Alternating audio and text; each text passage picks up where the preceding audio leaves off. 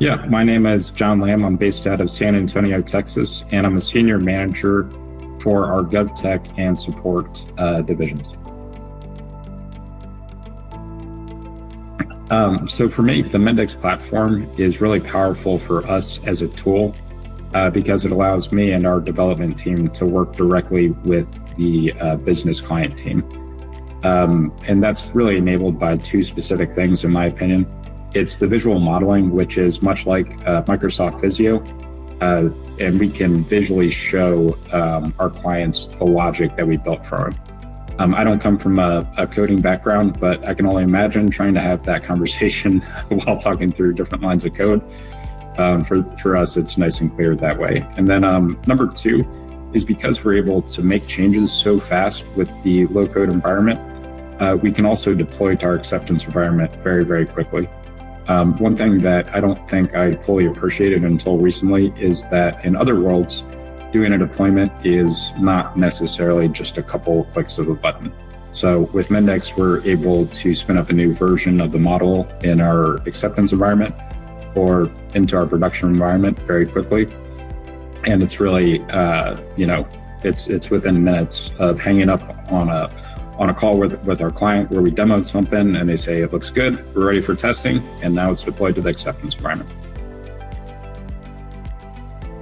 The biggest challenge that I have faced with Mendix was actually troubleshooting a reporting function that was not reconciling. So I come from a finance background, so reconciliations are right up my alley.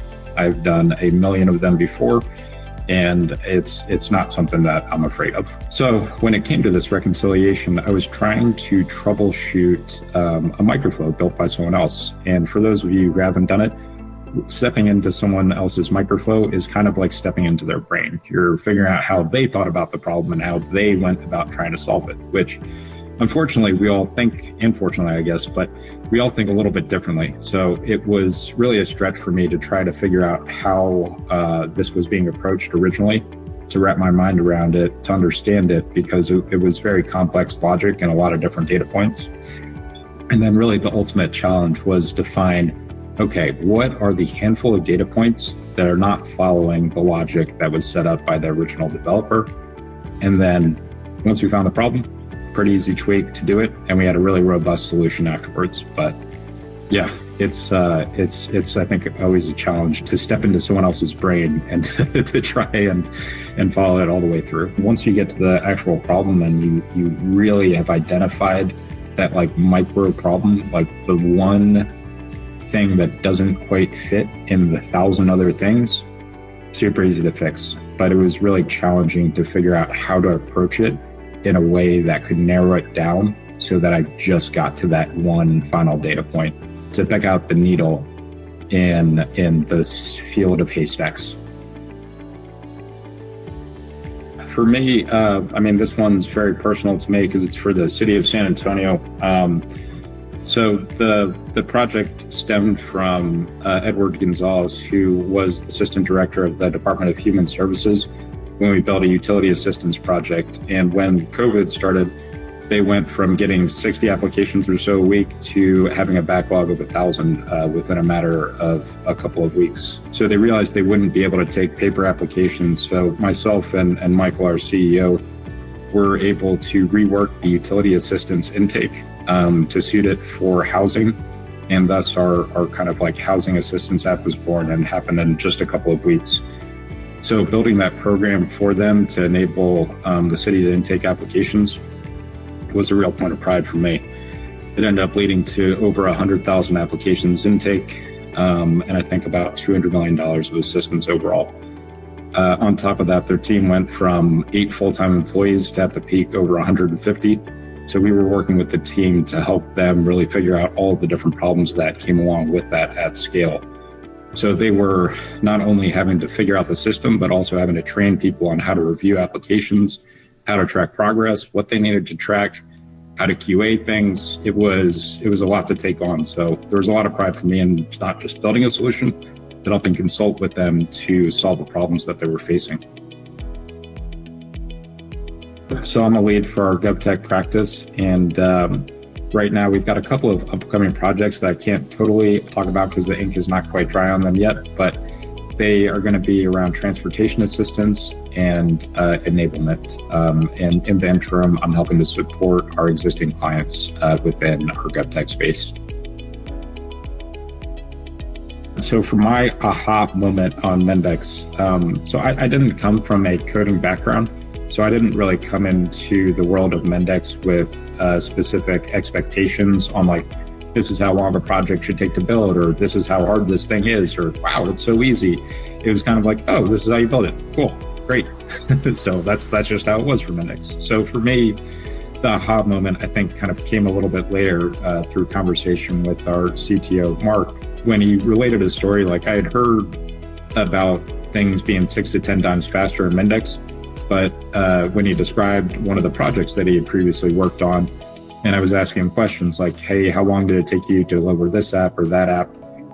And he described the timeline. And it was like, well, so you said they did like traditional development before that. How long would this sort of thing have taken? And then he described that. And I was like, oh, well, that math checks out, 6 to 10 times faster. And there it was. So I don't know about a superpower, but I think the thing that sets me apart from other developers is my ability to really get that last 10% to make an app special. So for the first half of my career, I was actually a web app user rather than a developer. And I think that's unusual in this world because most people are career developers. So for me, I felt like I really understood the parts that I loved as a user. And probably just as importantly, I understood the parts that were really painful to use as a user. And to understand like, okay, if I'm doing this thing, I'd probably want this other thing right next to it because I know as a user that I'm bouncing back and forth between these two pages. And if we don't put them together, that's going to be the experience that user has. So for me, it's just that last bit of refinement to really make it great to understand like this is the full persona and their responsibilities within that user role or function.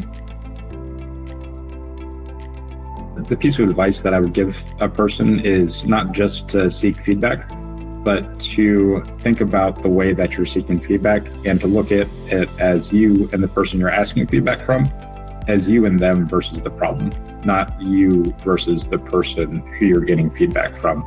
And I think that mindset's super important to look at something as a way of, what am I trying to get better at on, or what am I trying to accomplish? And that way you're on a team with the person you're getting feedback from.